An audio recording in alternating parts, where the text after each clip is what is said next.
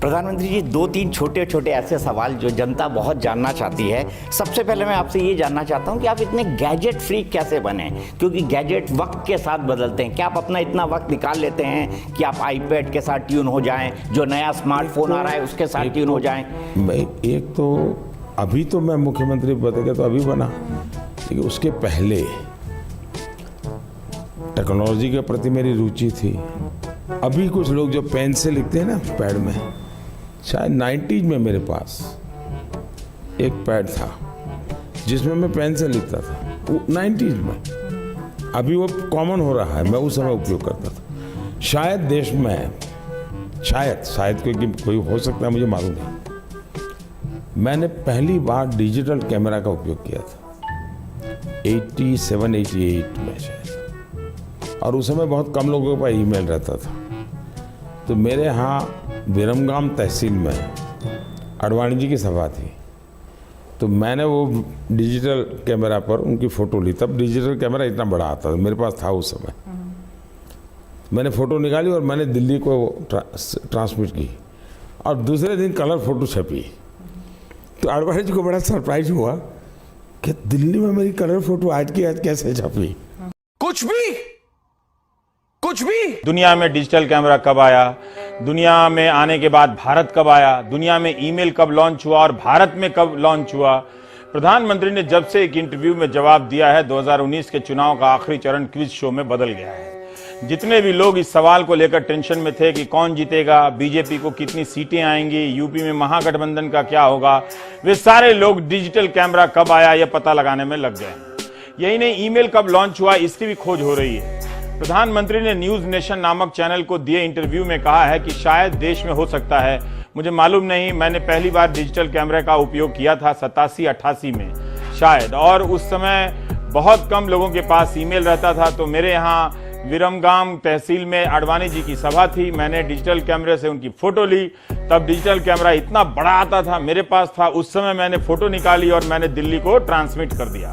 अब दूसरे दिन कलर छपी तो अडवाणी जी को सरप्राइज हुआ कि दिल्ली में मेरी कलर फोटो आज के आज कैसे छपी। चूंकि प्रधानमंत्री बटुआ नहीं रखते हैं तो डिजिटल कैमरा कैशलेस खरीदा होगा, क्योंकि तब बार्टर सिस्टम तो था ही। हिंदी में इसे वस्तु विनिमय प्रणाली कहते हैं, और ये आज भी है। गांव में हम लोग, बहुत से लोग, अभी भी लोग धान देकर आइसक्रीम खरीद लेते हैं। लेकिन तब क्या क्रेडिट कार्ड या डेबिट कार्ड आ गया था। अब इस तरह से आप प्रधानमंत्री के जवाब पर रिसर्च करेंगे तो उस युग में पहुंच जाएंगे जहां से लौटना मुश्किल हो जाएगा। जितना उन्होंने कहा है उतने का ही रिसर्च कीजिए, और इसलिए रिसर्च करना चाहिए क्योंकि प्रधानमंत्री की बात दूर दूर तक पहुंचती है। लोग उनकी बातों पर विश्वास करते हैं। अगर तथ्य सही नहीं रहे या गलत जानकारी या गलती से निकली जानकारी लोगों के दिमाग में तथ्य बनकर रह जाए, ये ठीक नहीं है। ऐसे ही स्कूलों की हालत अपने आप बहुत बुरी है। खासकर सरकारी स्कूलों में 5वीं का जो छात्र है वो दूसरी की किताब नहीं पढ़ पाता है, और विरोधी और ट्विटर पर जो खलियर लोग हैं वो खूब मजा ले रहे हैं, इसमें खूब तरह के कार्टून बन रहे हैं, मौज मस्ती हो रही है। लेकिन प्रधानमंत्री के विरोधी अहमद पटेल ने ट्वीट कर दिया और लिखा कि यहाँ जहां तक मेरी याददाश्त जाती है, भारत में पब्लिक इंटरनेट सर्विस 1995 में ही शुरू हुआ। मुझे नहीं पता कि 1987-88 में प्रधानमंत्री किसी और कैसे ईमेल भेज पा रहे थे। क्या तारीख को लेकर प्रधानमंत्री की जुबान फिसल गई? कई बार इंटरव्यू में बोलते वक्त चीजें गलत हो जाती हैं, ये हो सकता है। अच्छा होता प्रधानमंत्री ट्विटर हैंडल पर इसे क्लियर कर देते, जो कि लगता है नहीं किया है।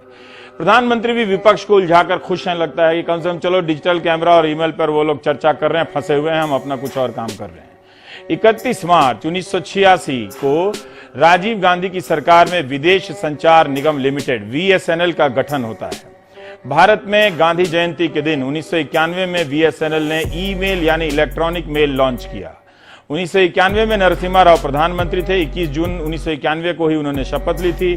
24 फरवरी 1992 तक भारत में मात्र 100 यूजर थे ईमेल के, जिन्हें सब्सक्राइबर आप कह सकते हैं। मुंबई में 50 सब्सक्राइबर थे और दिल्ली में 25। जब कुछ संस्थाएं थी रिसर्च की, जैसे Bhabha atomic research centre, Tata consultancy service, इस तरह के संस्थानों के पास ईमेल था। हमने ये जानकारी 24 फरवरी 1992 के टाइम्स ऑफ इंडिया से ली है। रिपोर्टर के नाम की जगह स्टाफ रिपोर्टर लिखा है।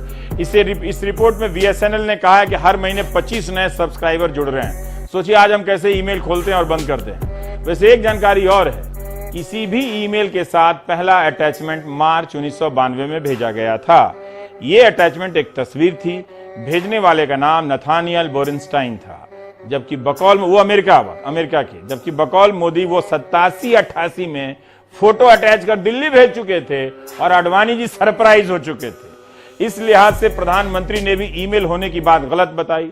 87-88 में ईमेल से कैसे अटैचमेंट भेज दिया, जबकि ईमेल आया ही 1992 में है। आपने अभी एयर स्ट्राइक का जिक्र किया, मैंने खुद एक सेशन कंडक्ट किया था जिसमें पूर्व सेना के तमाम अधिकारी जो हैं, सेनाध्यक्ष, एयर मार्शल, सब तमाम लोग मौजूद थे। तो उन्होंने भी ये कहा कि भाई रिस्क पॉलिटिकल भी होता है, ऐसा नहीं है कि सिर्फ सेना काम कर रही है, पॉलिटिकल बैकिंग नहीं होगी तो काम नहीं हो सकता, तो आपको ड्यू क्रेडिट देना होता है। इसको लेकर अलग अलग मत हैं, लेकिन एक मैं आपसे पूछना चाहती हूँ कि जब पुलवामा हो गया और आपने निर्णय लिया कि हम एयर स्ट्राइक करेंगे, बदला लेंगे, आपके जहन में उस वक्त क्या चल रहा था? क्योंकि पाकिस्तान भी परमाणु शक्ति है, अनस्टेबल नेशन है, वो कुछ भी कर सकता है, तो कुछ डर था मन में कि भाई रिटेलिएट हो सकता है, कुछ गलत हो सकता है, अगर न्यूक्लियर ब्रिंक पर पहुंच गए तो क्या होगा? क्योंकि आए दिन धमकी देते रहते हैं। पहली बात है तो हमारे सामने समस्या थी, उस समय वेदर अचानक खराब हो गया था, बहुत बारिश हुई थी, आपको याद होगा। मैं हैरान हूं, अभी तक देश के इतने बड़े पंडित लोग इतनी मुझे गालियां देते हैं, लेकिन उनका दिमाग यहाँ नहीं चलता है।